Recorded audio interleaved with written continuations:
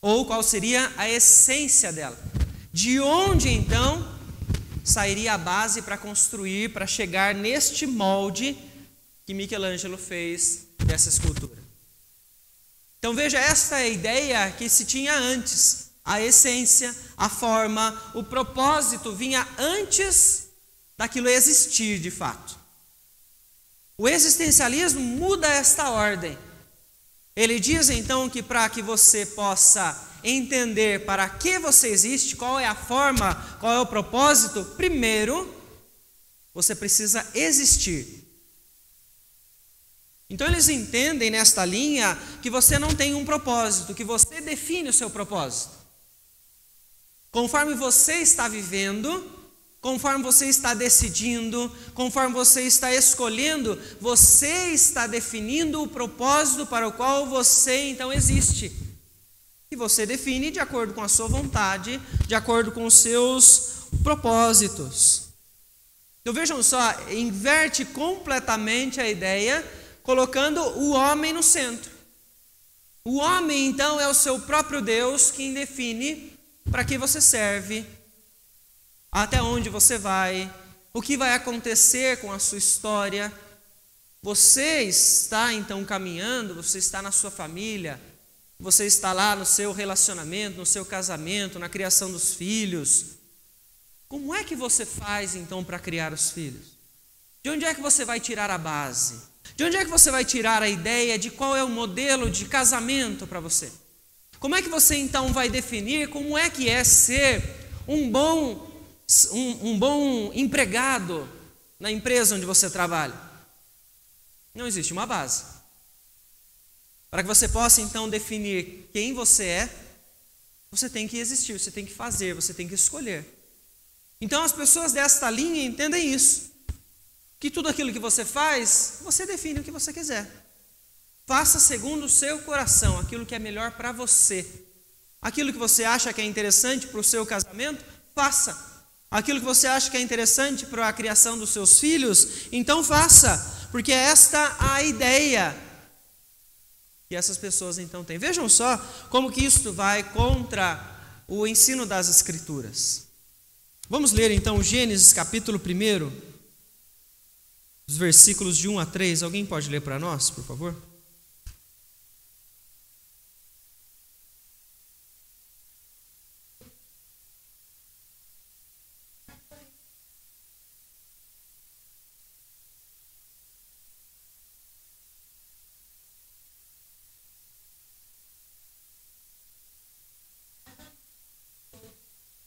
Isso, então uma narrativa que nós conhecemos, mas que nós precisamos lembrar o que realmente ela está nos ensinando. E o que isso interfere na nossa vida.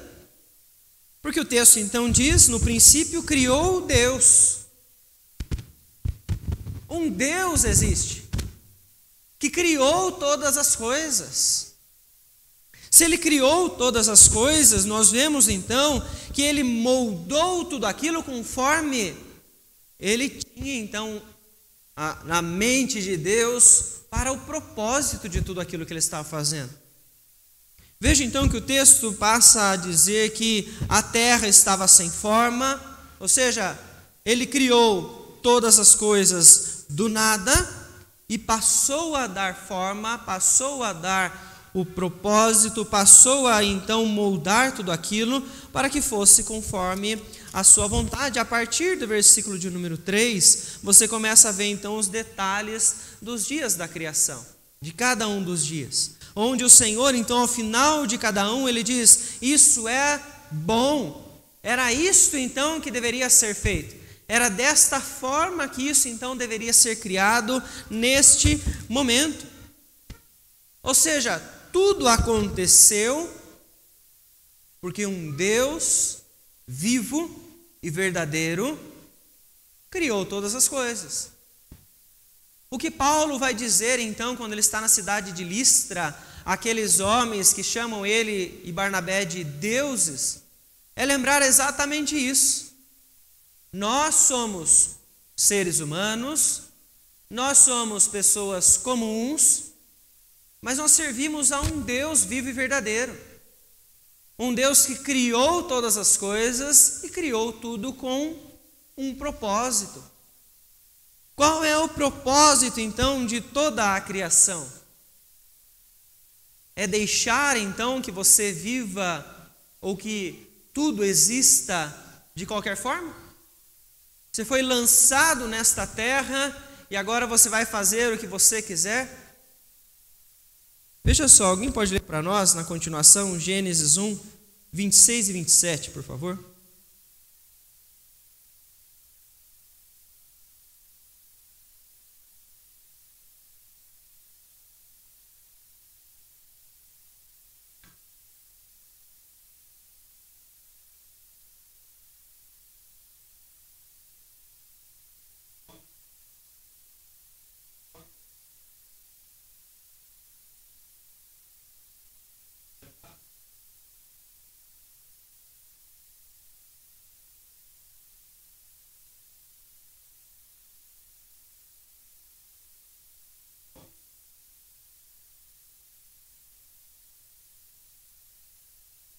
Vejam só, com toda a narrativa da criação, nós vemos Deus criar os céus, Deus criar então todos os elementos, criar aquilo que é inanimado, né? Ele cria então a água, ele cria a luz, ele cria as árvores, ele passa então a criar os animais das águas, os animais dos ares, os animais que rastejam, e até então, quando você chega ao momento que o Senhor cria o homem, ou seja, aquele ser que é diferente de toda a criação. É a parte principal desta criação. Porque ele tem um elemento que o resto da criação não tem. Ser imagem e semelhança de Deus. O que é que o texto quer dizer quando ele diz que eu e você somos a imagem e semelhança de Deus? O que é que isso significa?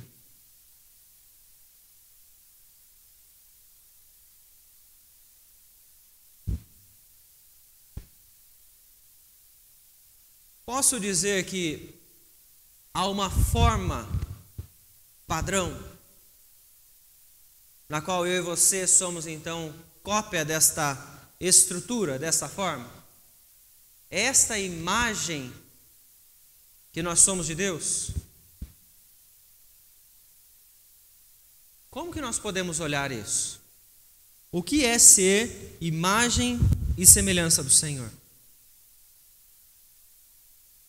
Alguém me ajuda?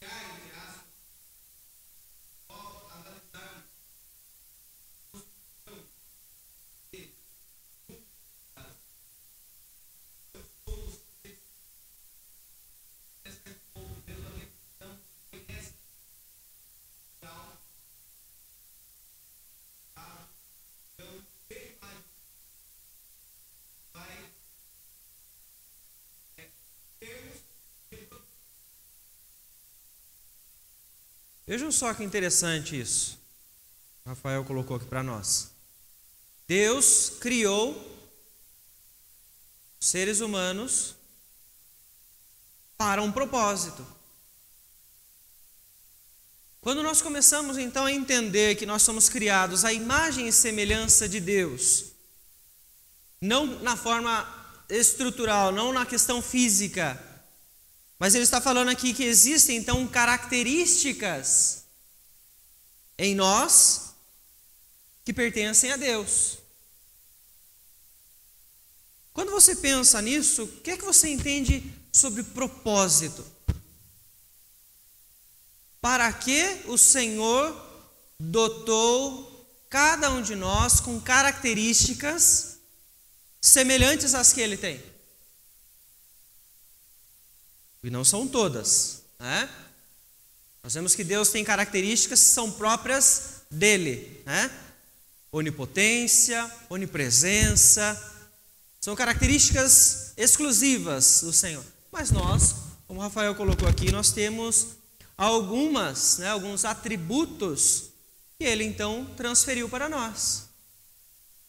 Por que o Senhor fez isso com o ser humano e não fez isso com o restante da criação?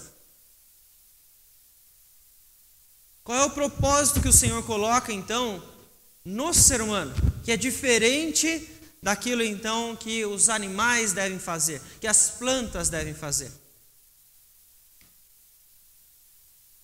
No texto, versículo 26, ele diz então que o homem deveria ter domínio sobre todas as coisas, né? Façamos o homem à nossa imagem, conforme a nossa semelhança. Tem ele domínio sobre os peixes do mar, sobre as aves dos céus, e aí o restante da criação.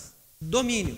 Então vejam só que nós temos aqui a figura de um ser, né? Vamos colocar aqui todo o ser humano, na figura aqui do homem que está sendo mostrado aqui, representando o próprio Deus neste mundo, dominando sobre todas as coisas. Então veja, há um propósito de que o homem representa este Deus que criou todas as coisas quando ele exerce o seu domínio sobre tudo. Mas como o próprio Rafael já colocou para nós, a partir do capítulo 3 de Gênesis, com a queda, isso já não é possível mais. Porque eu e você não somos mais a imagem perfeita. A gente sempre usa o exemplo do espelho, né? Reflete, quando ele está inteiro, reflete de forma perfeita a imagem. Mas a partir da queda, nós somos como um espelho que está com algumas partes faltando, ou umas partes embaçadas que não dá para enxergar direito. Que imagem é esta que está sendo refletida? Então, a partir deste momento, o propósito para o qual nós somos criados, que é então representar a Deus e assim honrá-lo em tudo aquilo que nós fazemos pela própria obediência deste domínio, deste exercício de autoridade sobre todas as coisas, nós vemos então que esta função pela qual o Senhor nos criou, ela acabou sendo então deixada de lado. O homem não busca mais fazer aquilo que é agradável ao Senhor, mas ele passou então a olhar para si, olhar para as suas vontades, querer agradar o seu próprio coração, querer então dizer a todo momento para si mesmo: eu vou fazer aquilo que o meu coração está mandando. Por quê? Porque eu não tenho um propósito nesse mundo. Eu é quem defino o que é que eu vou ser, eu é quem defino o que é que traz alegria para mim, e eu é quem define, então, o que eu devo fazer em cada um dos momentos da minha vida. Não tem um modelo a ser seguido. Vejam só, então, que esta ideia do existencialismo, ela está na nossa casa. Ela está nas nossas famílias, ela está nos nossos relacionamentos, ela está na maneira como nós trabalhamos, na maneira até como nós servimos a Deus. Por quê? Porque nós a todo tempo estamos buscando fazer a nossa vontade como se não houvesse um propósito. Como se o Senhor então não tivesse nos criado para algo. Romanos 11:36, o que é que Paulo diz?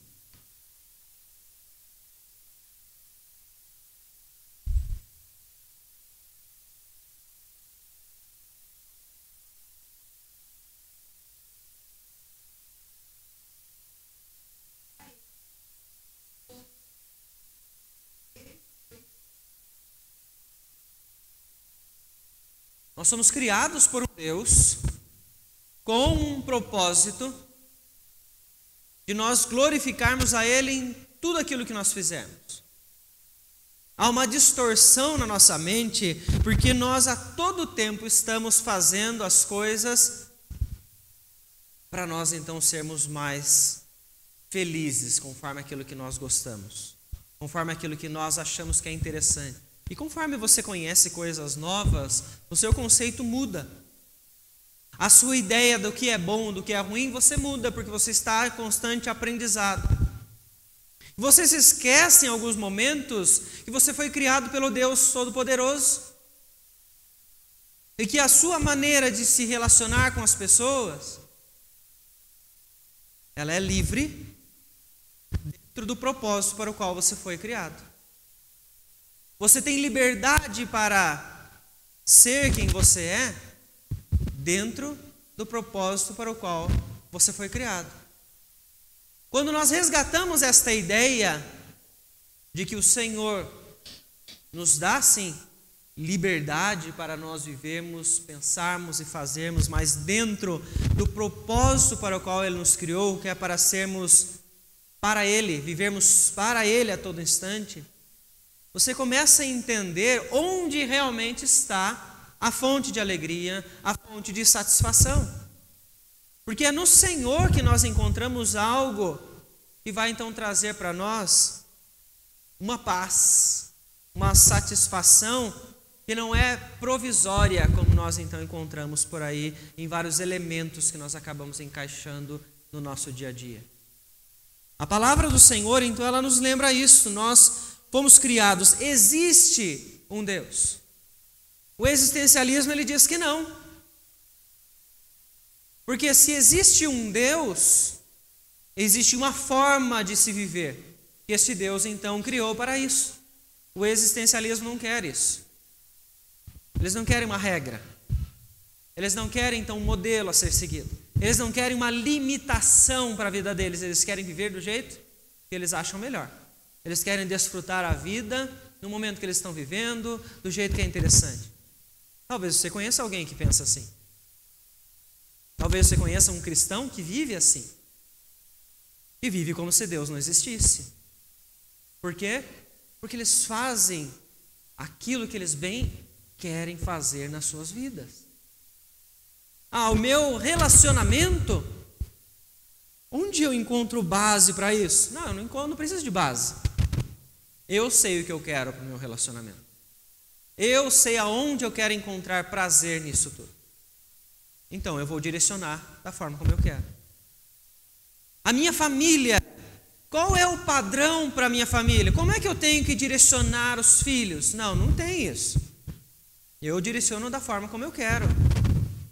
O que eu acho mais interessante para os meus filhos.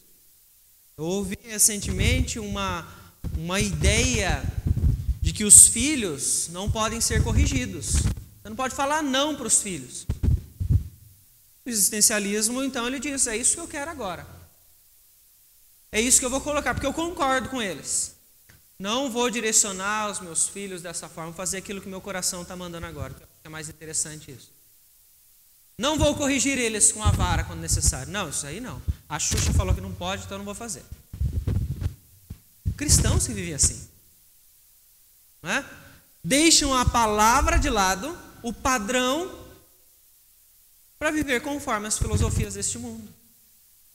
Isto é viver como um ateu. É viver como um cético que diz que Deus não existe. Porque se Ele existir na sua vida e na minha vida, existe um limite para você fazer e viver. Existe uma forma de você viver. Existe um porquê você existe. Para que você existe? Isso muda completamente a forma como nós fazemos as coisas. Então nós precisamos entender o que a palavra de Deus então ela diz. O que ela nos ensina sobre o porquê nós somos criados. Né?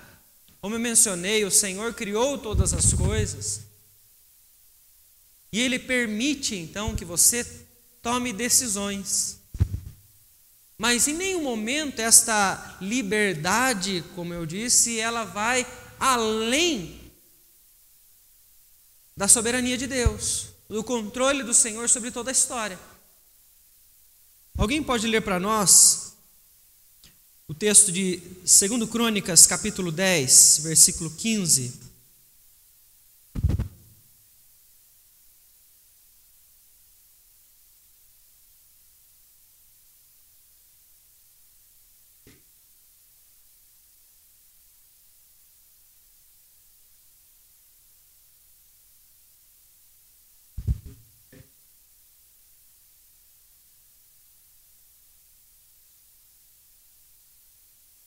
Vejam só, o texto está mostrando aqui aquele momento da história onde o filho de Salomão vai reinar agora sobre Israel e ele precisa tomar uma decisão, tem que fazer uma escolha, né?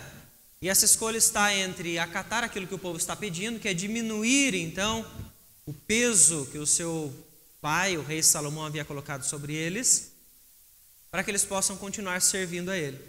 Roboão busca conselhos com os mais jovens, com seus amigos, e busca conselhos com os mais velhos, os sábios, aqueles que ajudaram Salomão a direcionar todo o reino. O texto mostra para nós, então, que Roboão recusa o conselho dos sábios, que era ouvir o povo, que era diminuir a carga sobre eles, e ele acaba acatando aquilo que os seus amigos, os mais jovens, eles então estavam opinando naquele instante. Isso traz uma confusão tremenda dentro do povo de Israel, ao ponto de que Israel se divide em dois. A história que nós estudamos, ela se divide então em norte e sul. Israel e Judá, e todas as consequências que isso vem depois. Roboão fez uma escolha. Ele era livre para fazer essa escolha? Sim, mas dentro dos propósitos de Deus. O texto então diz: o rei, pois, não deu ouvidos ao povo, porque isso vinha de Deus. A palavra do Senhor a Salomão já era exatamente essa, que o servo dele iria ter uma posição de autoridade dentro do reino. E isso acontece para que se cumpra a palavra do Senhor. Então veja, Roboão, ele tinha liberdade, mas uma liberdade que estava debaixo da autoridade, da soberania daquele que criou todas as coisas com um propósito. Porque eu e você temos escolhas, tomamos decisões, mas nada acontece fora dos planos que o Senhor tem para que tudo aconteça. Nós vemos que Deus está direcionando toda a história e ela tem um fim. Você chega então no livro de Apocalipse, você vai encontrar qual é este propósito. Para onde nós estamos caminhando? Nós estamos então caminhando para continuar servindo ao Senhor por toda a eternidade, onde não haverá pecado nos impedindo de ter comunhão com o Senhor, onde não haverá lutas, sofrimento, choro, para a redenção que nós vamos viver de maneira plena no céu. O que as pessoas, então, que deixam que esta filosofia entre nas suas vidas, elas dizem não, meu propósito é aproveitar a vida ao máximo. E nós vamos falar sobre isso um pouco mais daqui a 2 lições, quando nós então tratarmos sobre o hedonismo. Pessoas estão vivendo assim, eu decido o que eu faço. Tem um lugar para onde eu estou indo, não existe uma coisa determinada. Você olha para as Escrituras dizem, existe sim, porque há um Deus que criou tudo para a sua própria glória. Então veja, aqueles cristãos que estão vivendo como se não tivesse uma direção em suas vidas, estão vivendo como ateus, céticos, como se Deus não existisse. Se você faz parte desse grupo, é preciso pensar nisso. É preciso se arrepender dessa postura. Porque nós não estamos aqui para fazer o que nós achamos que é melhor. Estamos aqui para servir a um Deus Todo-Poderoso que nos criou com um propósito.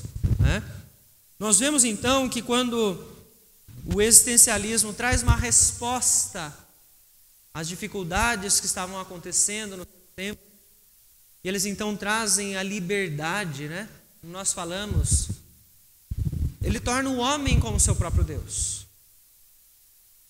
Eles começam então a colocar o centro de todas as coisas a vontade humana. A idolatria, ela está presente na vida daqueles então que estão direcionando decidindo as coisas do dia a dia, conforme a sua própria vontade somente.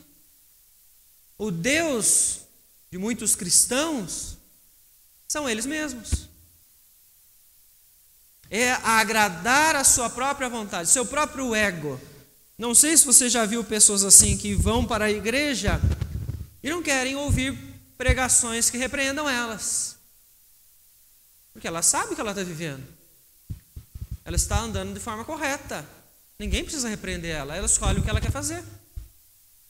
Quando ela ouve uma palavra que ela vem diretamente ao coração da pessoa, repreendendo o caminho que ela está trilhando, ela fala assim, não é isso que eu quero viver, não. E o meu Deus sou eu mesmo. Eu é quem defino, então, aquilo que eu quero para mim. Vejam, então, irmãos, como nós precisamos refletir nas nossas posturas, o quanto que certas ideias que parecem até ingênuas, parecem tão simples, parecem pequenas, elas podem estar presentes no seu dia a dia. Elas podem então estar direcionando a sua história, porque em algum momento nós nos afastamos da própria palavra de Deus. Veja então que o Senhor, quando Ele cria todas as coisas, Ele cria através da própria palavra. Quando você chega então no Evangelho de João, você vê uma ligação com a narrativa da criação. Peço que você abra comigo o Evangelho de João, capítulo 1.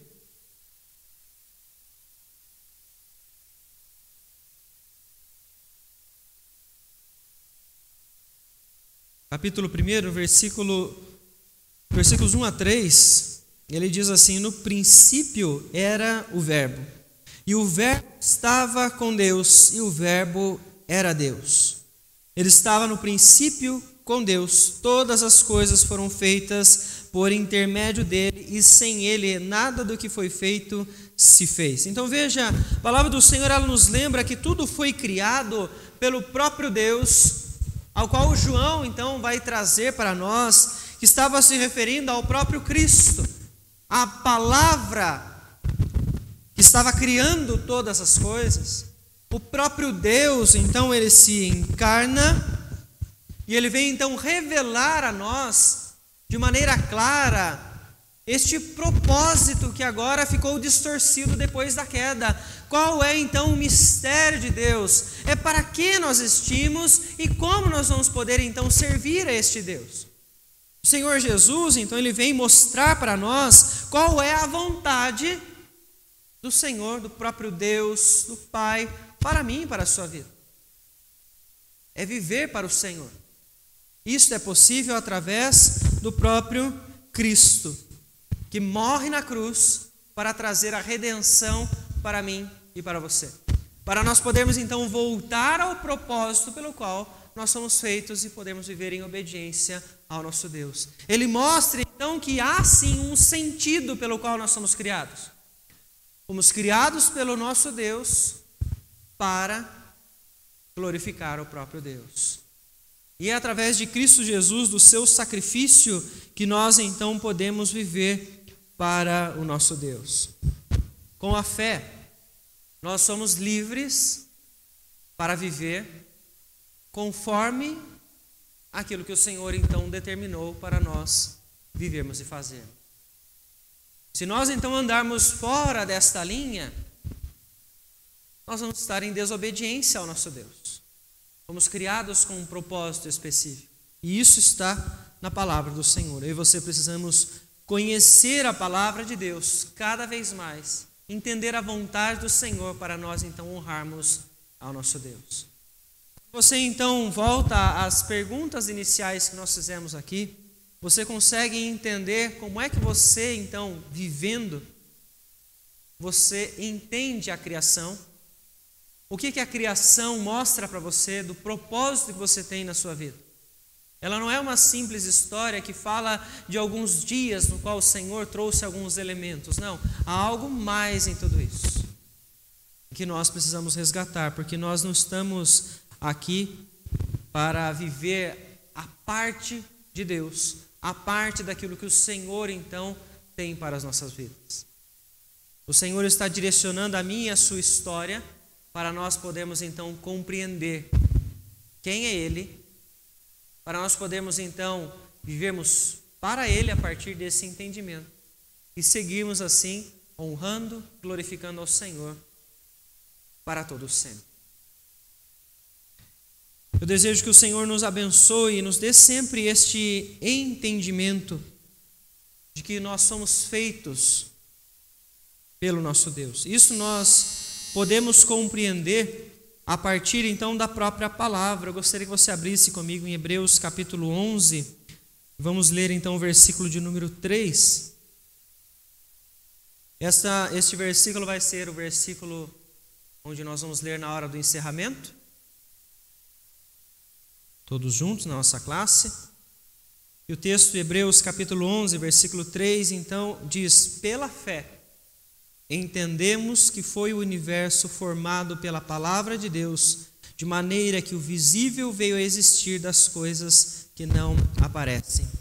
É pela fé que nós podemos então entender que há um propósito, que o Senhor criou todas as coisas e que em tudo que foi criado, nós vemos que o Senhor então está fazendo o seu querer. Vamos ler todos juntos o versículo de número 3. Pela fé, entendemos que foi o universo formado pela palavra de Deus, de maneira que o visível veio a existir das coisas que não aparecem. Nós vamos orar neste momento. Antes de orar, gostaria de abrir, se alguém gostaria de fazer algum comentário, quer tirar alguma dúvida sobre a nossa lição, nós vamos orar para passar para o encerramento. Alguém quer comentar alguma questão? Feche os seus olhos então para nós orarmos agradecendo ao nosso Senhor. Querido Deus, em nome de Jesus, que nós louvamos ao Teu santo nome, nós agradecemos ao Senhor, porque o Senhor tem se mostrado misericordioso, bondoso ao nos revelar a Tua verdade pela palavra. Nós agradecemos que a cada momento que nós voltamos à Tua palavra, nós entendemos um pouco mais daquilo que o Senhor, ó Deus, tem direcionado para nós fazermos em nossas vidas. Aquilo que é agradável ao Senhor que nos criou. Nós agradecemos a Ti, ó Deus, por nós recebermos a fé que vem do Senhor. Porque pela fé nós podemos crer na Tua palavra. Porque pela fé nós podemos crer que o Senhor nos fez para servirmos ao Senhor, honrarmos ao Senhor. E que assim, ó Deus, pela fé nós podemos confiar de que as Suas promessas, elas se cumprirão sobre nós. E de que em tudo, ó Pai, que nós vivemos, apesar das lutas que passamos, o Senhor está conosco. O Senhor está nos direcionando, o Senhor está nos sustentando, o Senhor está moldando o nosso caráter para nós sermos cada vez mais santos e honrarmos ao Senhor em nossas vidas. Nós agradecemos ao Senhor, ó Pai, porque como povo do Senhor, nós temos a plena certeza da eternidade para onde nós estamos caminhando. Pedimos a Ti, ó Deus, que nos conduza pelo Teu Espírito Santo ao arrependimento, se em algum momento em nossa vida nós vivemos de forma cética, como se o Senhor não existisse.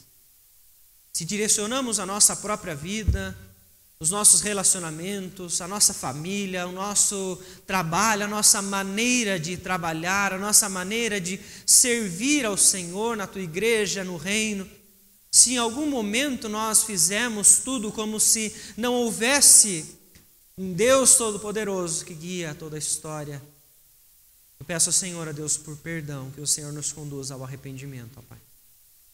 Porque nós, ó Deus, entendemos pela Tua palavra que nós fomos criados pelo Senhor e para o Senhor. Peço a Ti, ó Deus, que dê o entendimento a cada um de qual é a Tua vontade nos relacionamentos. Qual é a Tua vontade, ó Pai, na família. Qual é a Tua vontade, ó Deus, para cada um de nós dentro da Tua igreja, no reino do Senhor. Que o Senhor esteja nos conduzindo para que em tudo o Senhor venha a ser glorificado, ó Deus. Em nome de Jesus que nós oramos e desde já agradecemos a Ti. Amém, Senhor Deus. Passo a palavra a Rogé. Vai fazer